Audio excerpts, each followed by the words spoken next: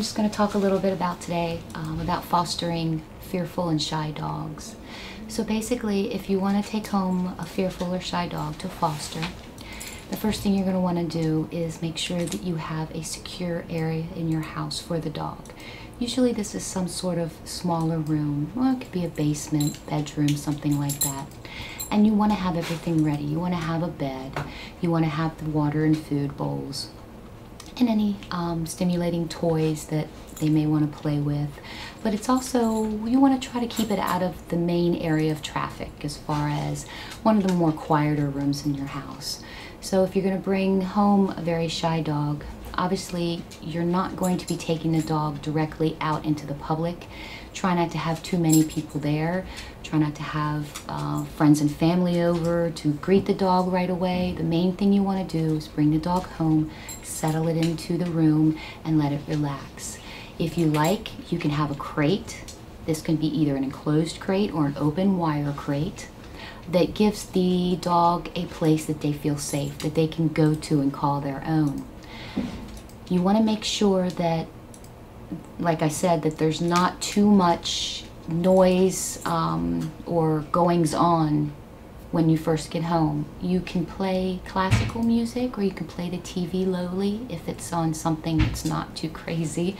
And then gradually work with the dog. Let them relax for a little while. You can go in, sit down with them.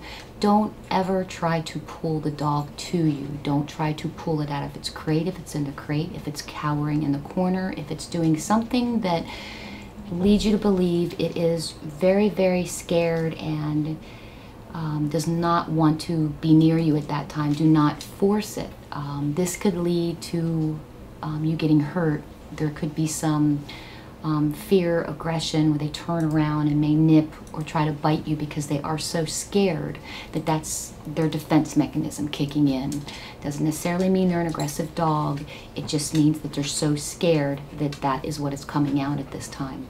You want to go in, sit down, relax, be quiet, read a book, work on the computer, watch some television. Speak softly, speak lowly, encouraging words to the dog. Let him know that it's okay, everything's all right.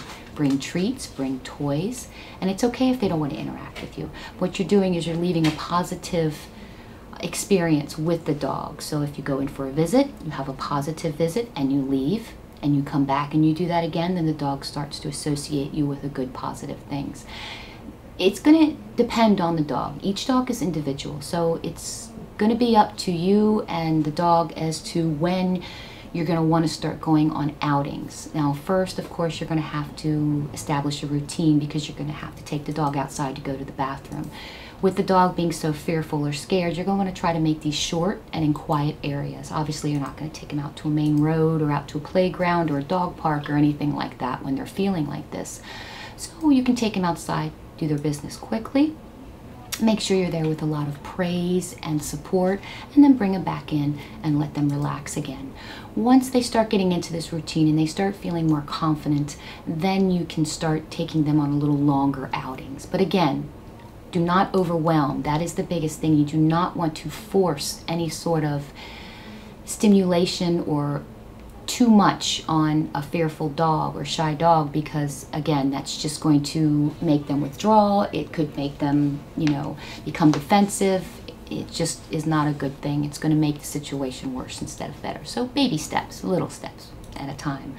Again, depending on how the dog is progressing, as far as how long the walks can be, how much more stimulation is involved with the dog, having visitors over. Anytime that you do have visitors over and you want the dog to interact, do not force the dog to interact. If the dog wants to be out there, if it looks uncomfortable, let them go back in their room, their crate, wherever they feel the most comfortable. Always make the experiences positive. Have your friends, family, visitors drop them a treat and then walk on. You don't want to overwhelm as far as being in front of the dog and coming over top of them, because that's always going to, most of the time, elicit a very scared, claustrophobic feeling of somebody coming at them. So you always want to come down to their level and offer a hand, let them sniff, that sort of thing. Offer them a treat, let them come to you. And bring in the stimulation and new things into the environment slowly, very slowly.